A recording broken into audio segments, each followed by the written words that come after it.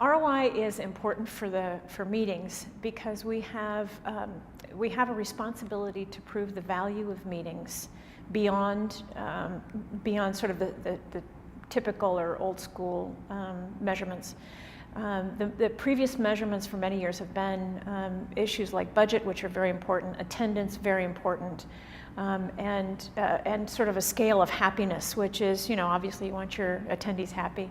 But the meeting industry has become really more accountable for the work that we do, and the people working in the meeting industry have become more accountable, and ROI is a way of reporting that accountability and talking about the real value that meetings bring beyond the budget numbers and beyond attendance figures and beyond satisfaction figures. So it really talks about not how much the meeting cost, but the question of whether or not the meeting should have taken place at all, regardless of cost, based on the value that it brings back to the organization sponsoring it. So the most important element of measurement of a meeting is really identifying clear objectives. And I mean objectives that go beyond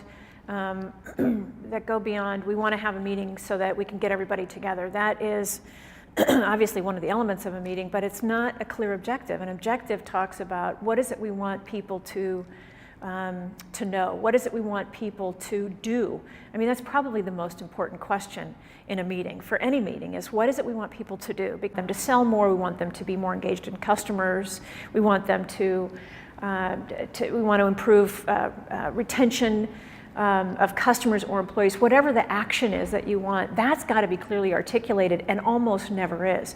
So the very first measurement that can be done by anybody, whether you know the ROI methodology or not, is what is it you want people to do after the meeting? And then beyond that, if you decide to measure beyond that, it's really, okay, so how will we know that we've achieved that? And that goes into the measurement, okay? So we want people to sell more. How do we know that they're going to sell more as a result of this conference? And that's when you get into the more complex elements of the ROI methodology, but all of it's accessible.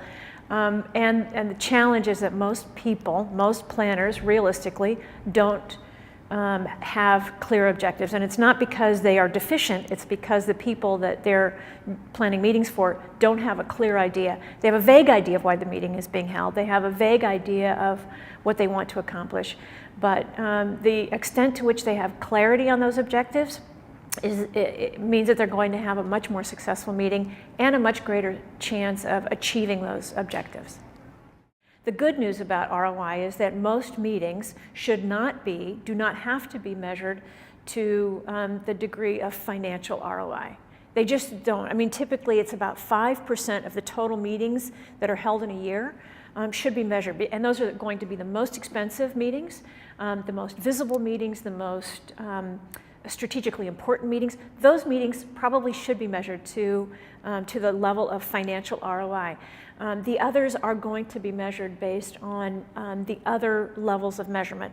What do we want people to learn? What do we want them to do? What is the business impact of this meeting? But one of the things that puts people off with ROI is the idea that I can't do level 5 ROI, which is financial ROI, so I'm not even going to bother. It's important to bother. It's important to get involved with measurement even when you can't and should not measure to the financial ROI piece.